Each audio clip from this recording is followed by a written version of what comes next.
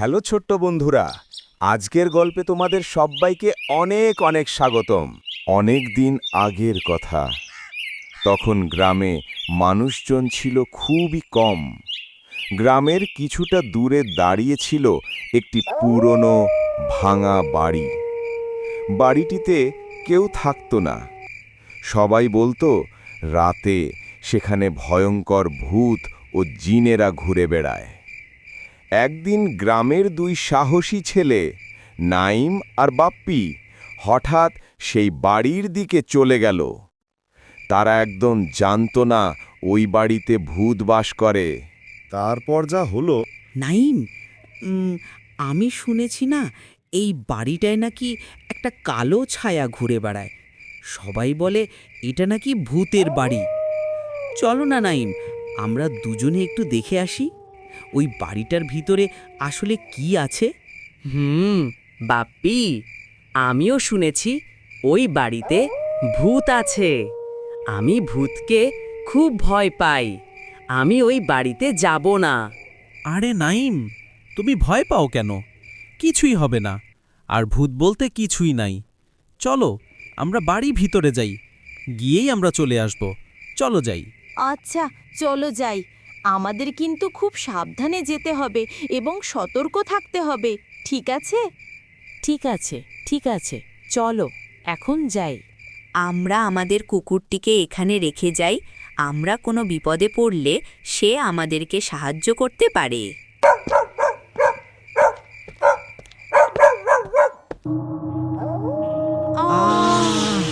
আমাদের বাঁচাও, আমাদের বাঁচাও। কেউ কি আছো? আমাদের বাঁচাও। আরে কিছু হবে না, ভয় পেও না। এগুলো তো বাদুড়ের দল, কিছু হবে না। তুমি দেখতে পাচ্ছ দরজাটা কেমন একা একা নড়ছে? আর কি অদ্ভুত অদ্ভুত শব্দ ভেসে আসছে। আমার খুবই ভয় লাগছে। চলো আমরা চলে যাই। বাপ্পি,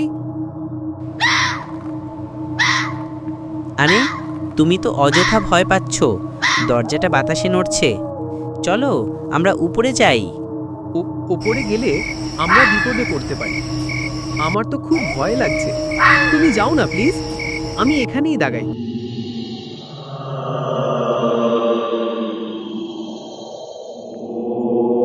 আমাদের উপর দিয়ে কি জানি একটা ভেসে গেল।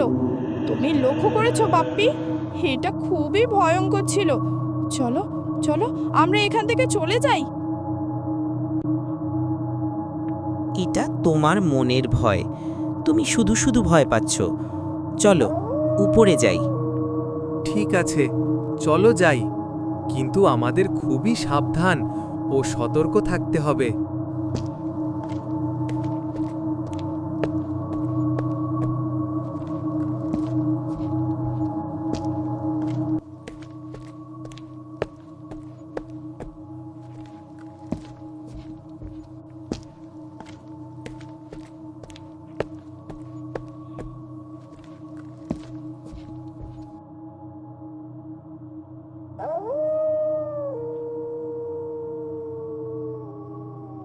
দেখো দেখো, কত সুন্দর সুন্দর জিনিস।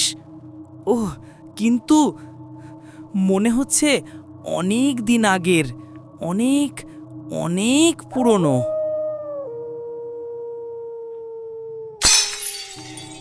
দেখো, দেখছো বোতলটা কেমন ভেঙে গেল? এটা এটা নিজের থেকে ভাঙে না। নিশ্চয়ই এখানে কেউ আছে। আমার খুবই ভয় লাগছে। চলো চলো আমরা এখান থেকে চলে যাই প্লিজ। তোমরা কেন এখানে এসেছো? তোমরা চলে যাও। ও ও খুবই ভয়ঙ্কর। ও তোমাদের সবাইকে মেরে ফেলবে, সবাইকে। তোমরা চলে যাও।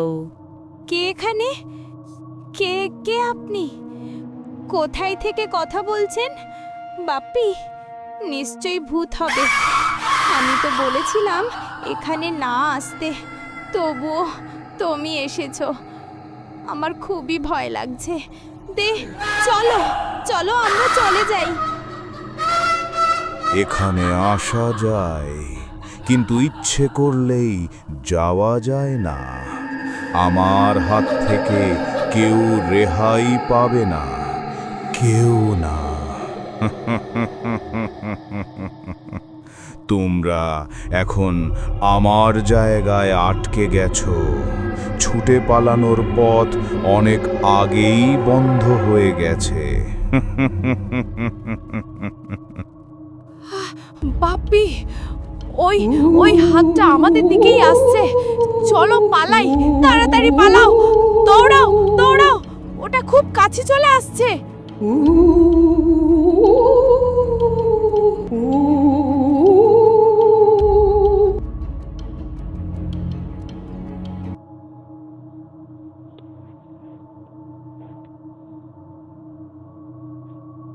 বাপ্পি, ওই তো দরজাটা খোলা। চলো চলো, আমরা দরজা দিয়ে খুব আস্তে করে বাহিরে চলে যাই, কিন্তু সাবধানে, যেন কোনো শব্দ না হয়। আমার মনে হচ্ছে কেউ আমাদের দেখছে। চলো তাড়াতাড়ি।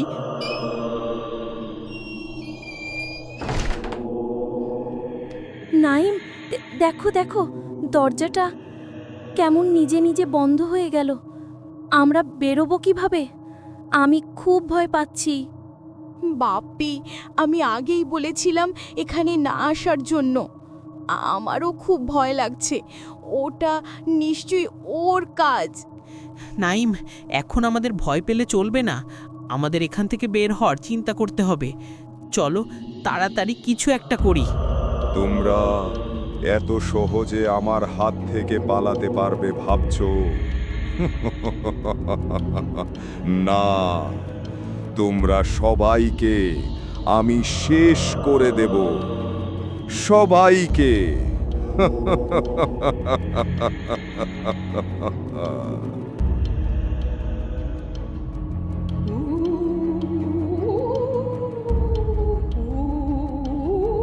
ও আসছে, দৌড়াও দৌড়াও, পালাও পালাও।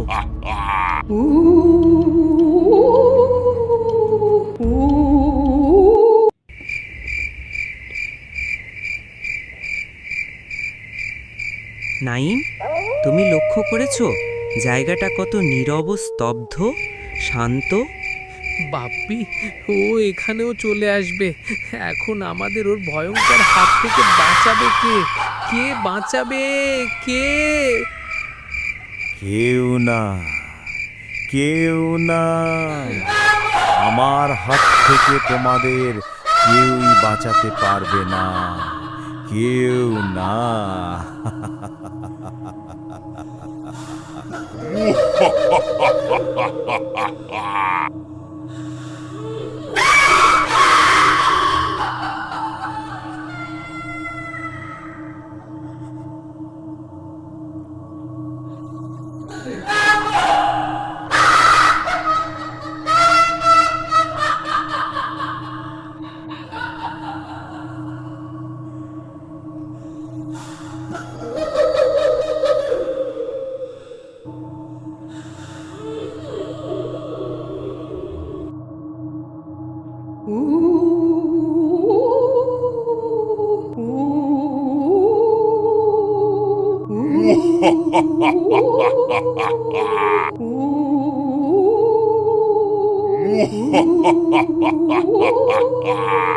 ও আসছে, কেউ কি আছো?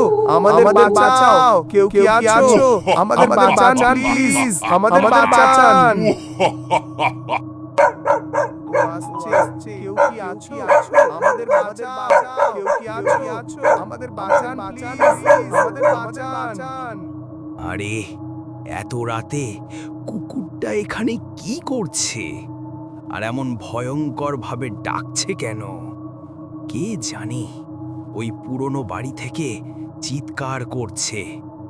ভিতরে যাই, গিয়ে দেখি কি সমস্যা। ও আসছে, কেউ কি আছো? দাঁড়া শয়তান, দাঁড়াও। তুই ছোট ছোট বাচ্চাদের সাথে কেন এমন করছিস? তুমি কে? তুমি তুমি এখান থেকে এখনই চলে যাও। শুনে রাখো, যদি না যাও তোমাকেও আমি মেরে ফেলবো।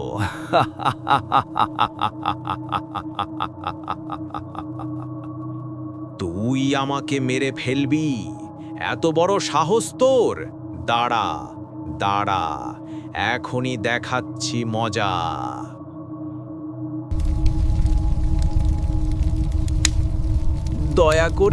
দয়া করে আমাকে ছেড়ে দিন হে তান্ত্রিক। আমি ভুল করেছি। আমি আর কোনো দিন এমন ভুল করব না। প্লিজ আমাকে ছেড়ে দিন।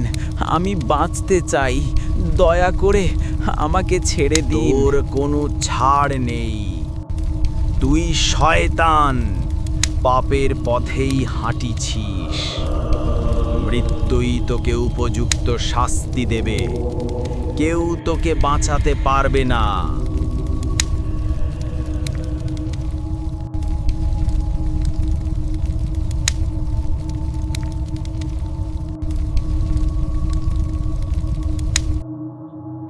তান্ত্রিক শয়তানটাকে শেষ পর্যন্ত হারিয়ে দিতে পেরেছিল। লড়াইটা ছিল ভয়ঙ্কর, কিন্তু তাদের সাহস আর বন্ধুত্বই শেষ পর্যন্ত জয় এনে দিল।